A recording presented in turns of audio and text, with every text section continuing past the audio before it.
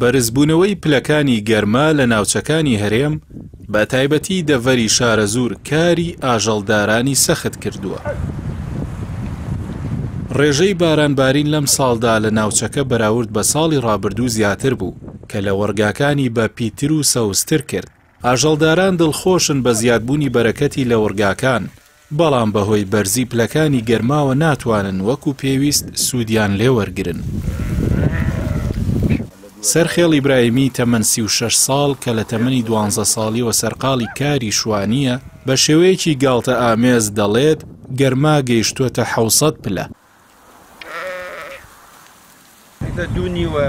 پێرکی کرد ڕایە دەین ئەبێن بۆ لەوەڕان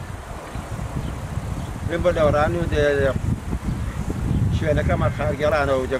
تۆزێکی تر پێنکی کەیتر ڕایە دێن ئەیبێن بۆ پی لەوەڕێنین تا ئاب و بە شەشی ئێوارەی تر ئێنێ بۆ ماڵەوە بەخوا لامە ئێمڕۆ پلەی گەرما وا لە حەوتەوە وا گەرما وای لێ کردین ئەمشەومان نایەوە دەروێن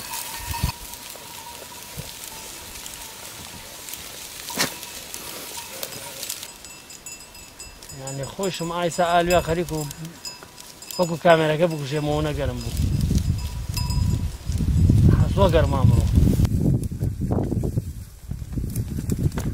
گەرمای تاقەت پڕوکێنی ناوچەکە ئاژەڵدارانی ناچار کردووە لە دوانیۆڕۆدا پاش کاتژمێر دووسی ئاژەڵەکانیان بۆ لە وەرگاکان دەربکەن،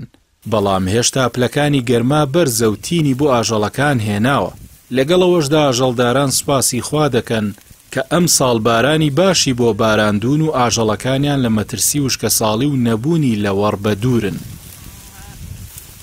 زۆر گەرمە زۆر ماشەڵا گەرماقی هەل لە عەقڵان نییە بە تایبەتی ئەم گوێ بەحرانە وە پێ ئەوە کە خۆرەکە ئەدا لە بەحرەکە ئەگەڕێتەوە زیاتر پلەی گەرمای زیاتر بەرزترە بەس سەرترۆ باشترە پلەیە دوو پلە لە خوارێ مووی لە گەرما سا ماشەڵاوەنە گەرماچی حیوانێ سەیری کە کشی دەمیدا چەقاندا لی گۆ دەمێتە خوارۆ بەخوا لای خۆشی ئەمە سەعات 2 و ڕاماندا لە حەوەتی گەرما ئەوە سەعات 5 هێشتا هەر فێنگی نەکردە ماشەڵا گەرمای ئیمساڵ ئەگەر ئاواوێ ماشەڵا لە عەقڵان نییە هەرچی مەڕ مەڵاتمانێ بەخوا کشی لە گەرما نافەوتی ئیمساڵ ساڵێکی زۆر تەڕە ساڵی و لەخوا بەزیاوێت خوای گەورە ڕەحمی پێکردین یعنی بارانێکی زۆری بوو هەتا ئەم درەنگانە بارانباری سپاس بە خوای گەورە گژ و گیا و گەرم و ئاو هەموو شتێ زۆرە لەخوا بەزیاوێت سپاس بە خوای گەورە نیعمەتی خۆیمان لێ نەشارێتەوە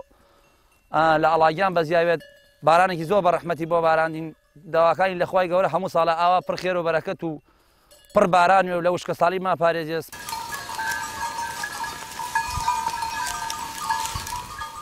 هەندێک لە شوانەکان لەبەر تینی گەرما دەموچاویان دادەپۆشن، ئەوان دەڵێن هەموو کەس بەرگەی ئەم گەرمایی شارەزوور ناگرێت، بەڵام شوانەکان کە پیشەیان چاودێریکردن و بەخێوکردنی ئاژەڵەکانە